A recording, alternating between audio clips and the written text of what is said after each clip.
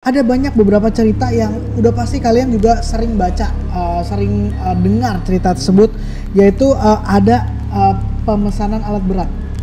Itu udah viral banget. Iya, itu viral. Ya. Jadi katanya konon ada yang memesan alat berat seperti ekskavator, seperti alat-alat untuk membangun gedung tinggi ya, yang dikirim ke alamat kota Saranjana, ya oleh sebuah perusahaan.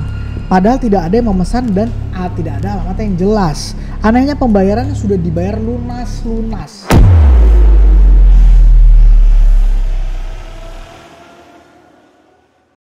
Halo warga-wargi Jagat Sukmo, selamat datang kembali di channel ini. Saat ini kalian sedang menyaksikan segmen Ngobrol Bareng Abri, Adi, dan Brisena. Sekarang malam hari hujan. Ya, hujan-hujan gini kita enakan bahas apa nih? Bahas makan mie instan pakai telur. Enak kali ya kalau ada Indomie. Gak apa-apa bermaksud. Lanjut. Jadi kita mau bahas sebuah kota gaib. Waktu itu kita pernah bahas Wentira ya guys ya. Kalau kalian yang belum nonton langsung aja tonton, cari kota gaib Wentira Jagat Sukmo. Nanti ketemu tuh. Kita bahas Wentira. Nah kali ini abangnya. Ya kali ini kita mau bahas Saranjana. Saranjana. Ini walaupun udah sering dibahas orang, tapi nggak apa-apa ya. Kayak masih kita tertarik aja ngebahas tentang Saranjana. Betul. Jadi kalau kalian penasaran jangan stop videonya. Ada terima resikonya.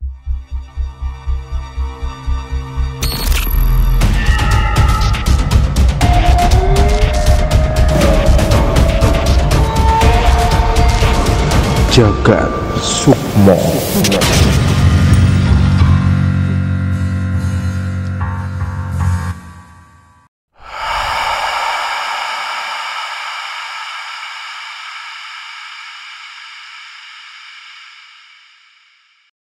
Nah, jadi Saranjana itu letaknya dulu sih di mana sih itu Saranjana? Lokasinya ada di Kalimantan. Ya, Pulau Kalimantan Selatan tepatnya ya. Tepatnya di Kalimantan Selatan. Atau nama kota baru, nama kotanya. Oh iya, bener, kota baru dan pulaunya namanya Pulau Laut.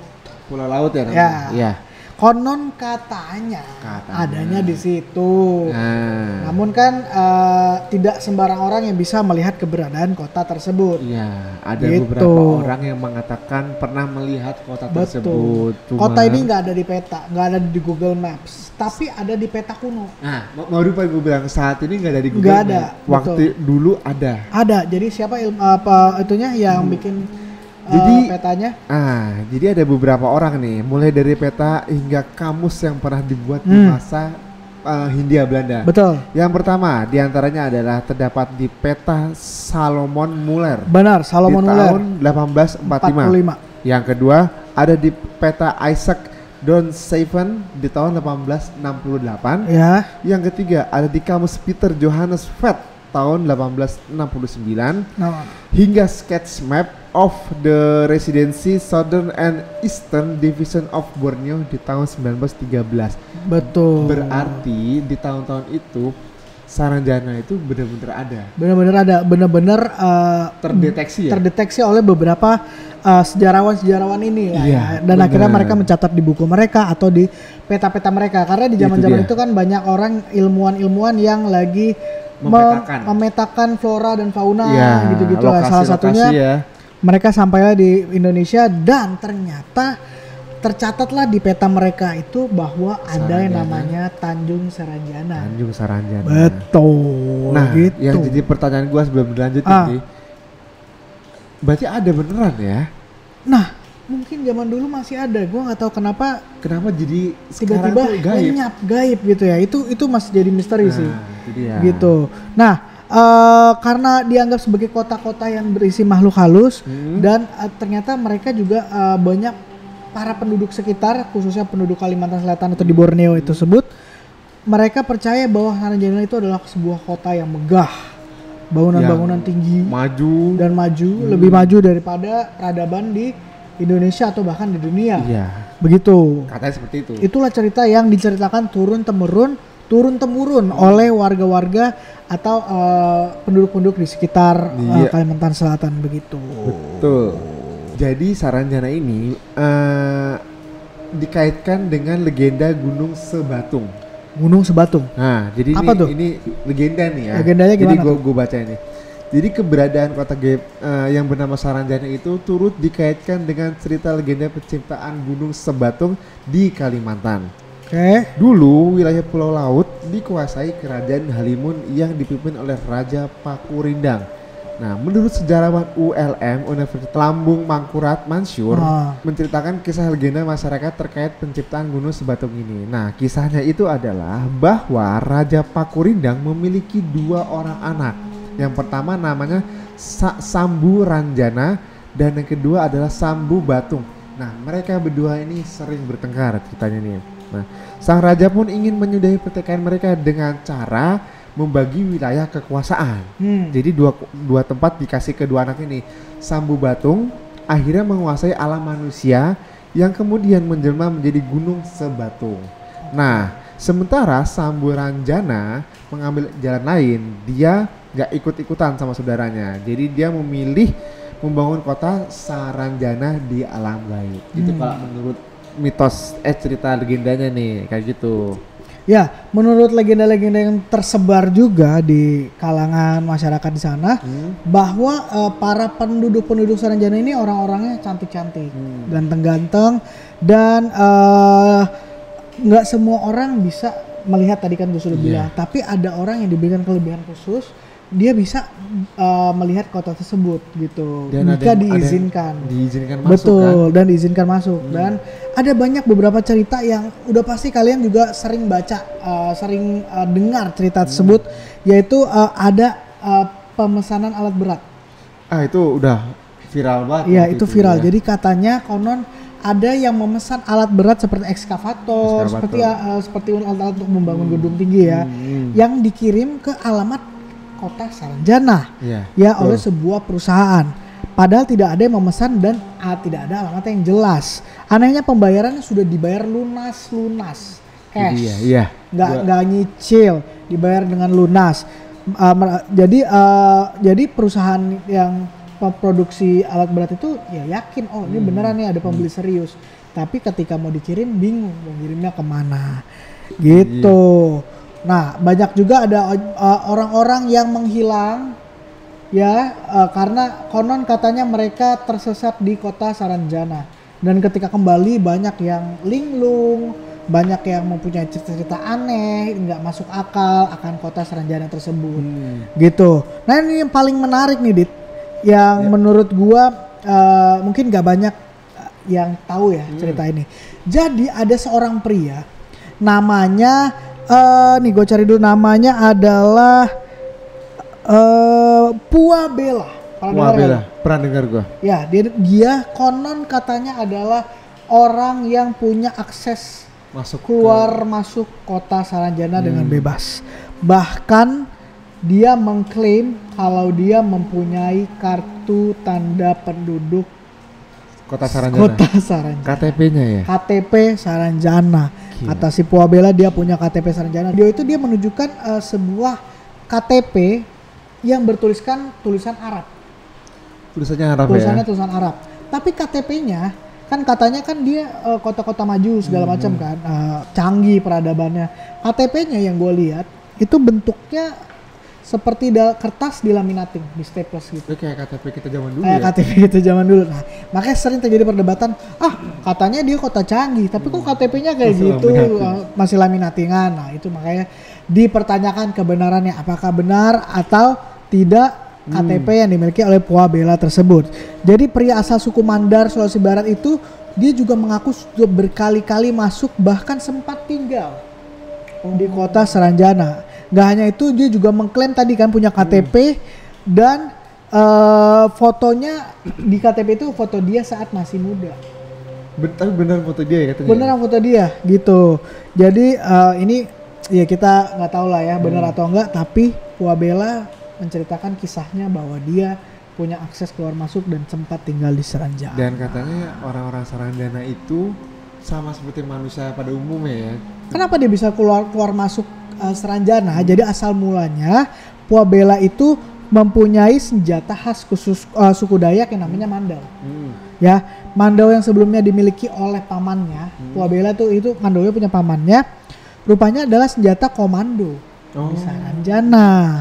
Berkat mandat tersebut, indera keenam Puabella terbuka sepenuhnya dan ia dapat melihat kota Saranjana dengan sangat jelas. Makanya dia bisa keluar masuk karena dia bisa lihat gerbangnya di mana, kotanya di mana, gitu. Kalau orang yang tidak bisa melihat ya paling lihatnya cuma pohon atau kayu dan batu-batuan kata dia.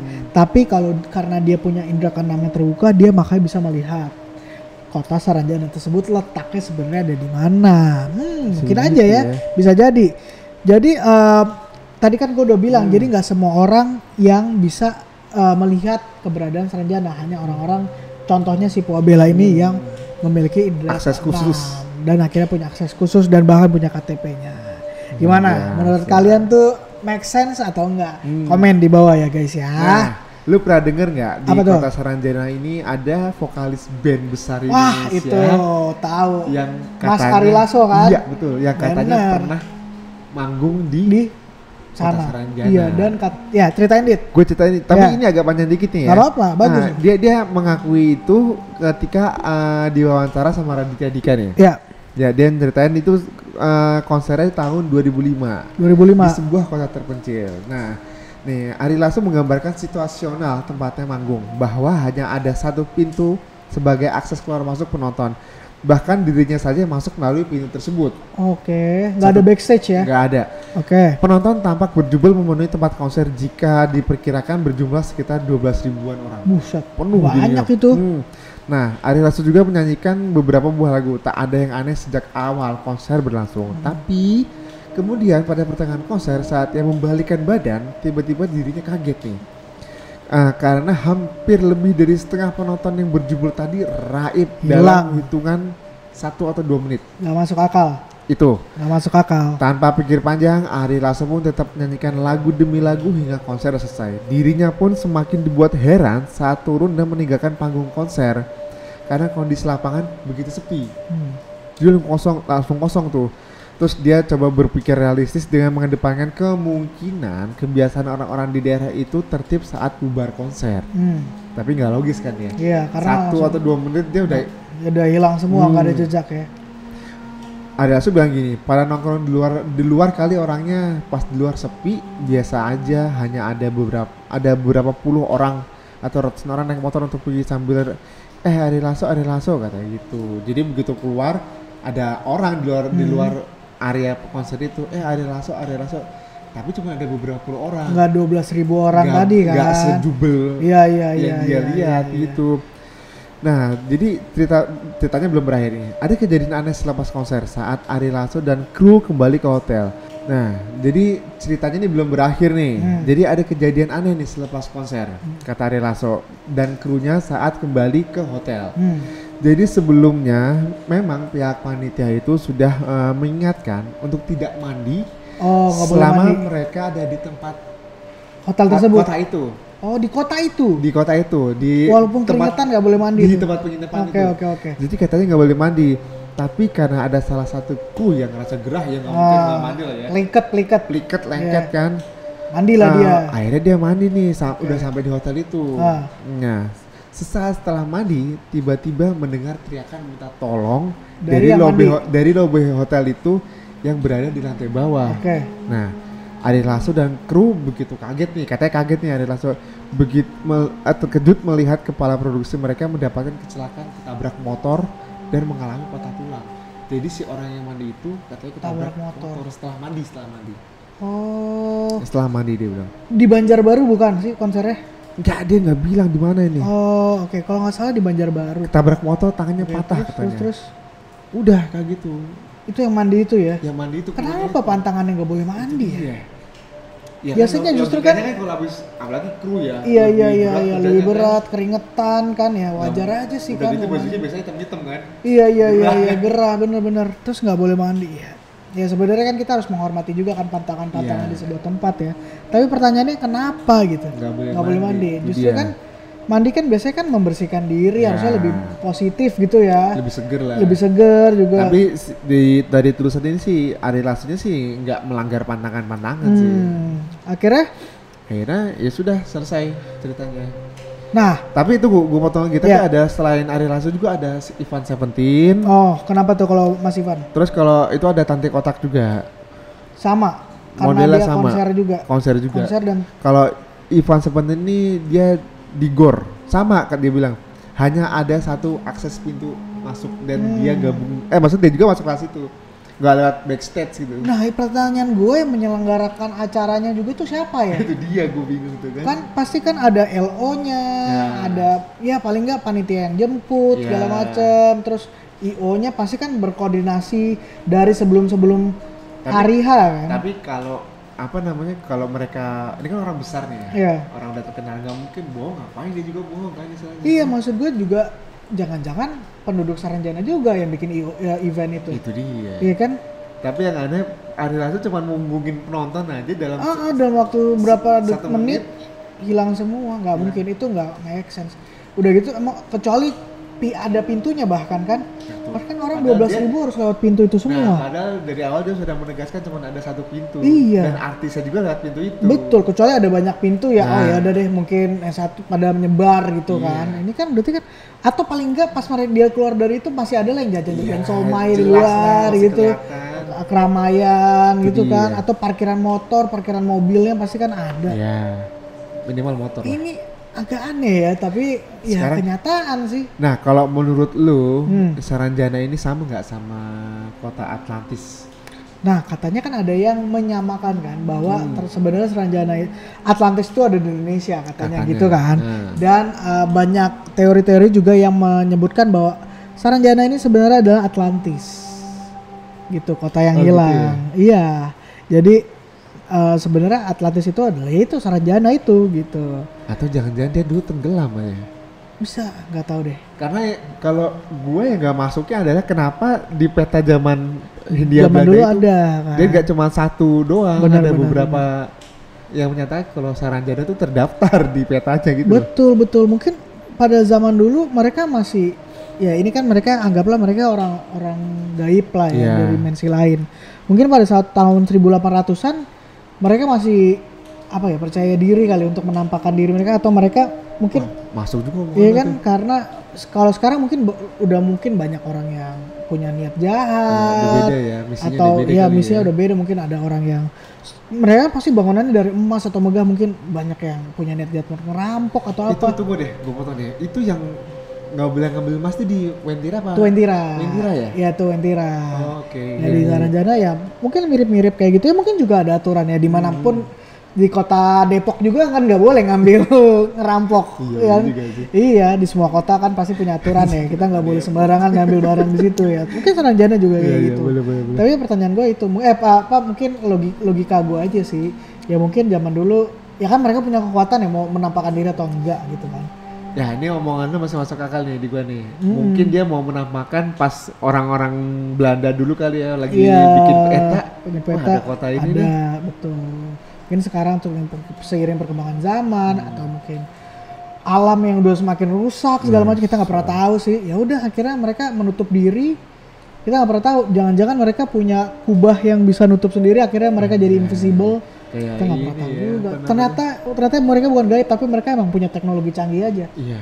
Atau mereka ternyata alien. Wah, sesuai dengan ramalan Baba Vanga. Iya kan? Kita nggak pernah tahu. Banyak kemungkinan sih. Banyak hal yang nggak mesti kita kaitkan dengan gaib-gaib juga sih kadang-kadang. Iya, sebenarnya nggak harus gaib sih menurut Betul. Gue sih itu. Nah, cuman itu gue masih penasaran kenapa ada di peta itu loh. Mungkin ya itu tadi. Ini yang sempat viral beberapa tahun yang lalu nih, lumayan fresh ya. Jadi ada seorang wanita berfoto dan nanti lebih bisa tunjukin ya fotonya nih. Iya, gue pernah lihat. Di belakangnya tuh seperti ada siluet, tapi siluetnya aneh. Siluet gedung-gedung tinggi. Kayak nggak jelas gitu ya? Kayak nggak jelas gitu, tapi siluetnya ya biasanya kan mungkin apa pepohonan kayak gunung gitu, enggak, ini seperti gedung-gedung tinggi pencakar langit gitu. Di belakang foto mereka ini gua nggak tahu ya fotonya editan atau real picture, tapi atau hanya pantulan cahaya, atau hanya pantulan cahaya atau ya apapun itu, tapi diklaim ini sebagai penampakan kota Saranjana. Oke, nanti Biar lu berminat nggak untuk datang ke kota Saranjana? Nggak usah lah. Nggak usah. Kalau gue sih penasaran. Gue sih penasaran, pengen lihat secanggih apa teknologi. Bahkan mungkin gue bisa mendapatkan ilmu atau pengetahuan dari situ ya, bisa gue terapkan di kehidupan di Indonesia misalnya gitu kan. Gue sih penasaran, gue sih orangnya penasaran banget sih. Tapi ya untuk hal yang positif ya, bukan untuk kayak untuk dari aneh-aneh cari ilmu apa gitu, enggak. Maksudnya kalau ilmu iya, tapi pengetahuan maksudnya, gitu, bukan ilmu yang aneh-aneh. Gitu. Saranjana banyak banget kayaknya bisa kita bahas. Kalian kalau punya fakta-fakta menarik lainnya tentang Saranjana boleh komen di bawah. Kalian kalau suka video ini jangan lupa klik tombol like, share, comment, and subscribe channel kita. Bantu kita untuk mencapai 10.000 subscriber. Sekarang baru 8.000 nih. 2.000 orang lagi bikin kita happy banget nih kalau kita bisa sampai 10.000 ya guys. Iya, setuju. Oke, sampai ketemu di video-video kita selanjutnya dan bye-bye.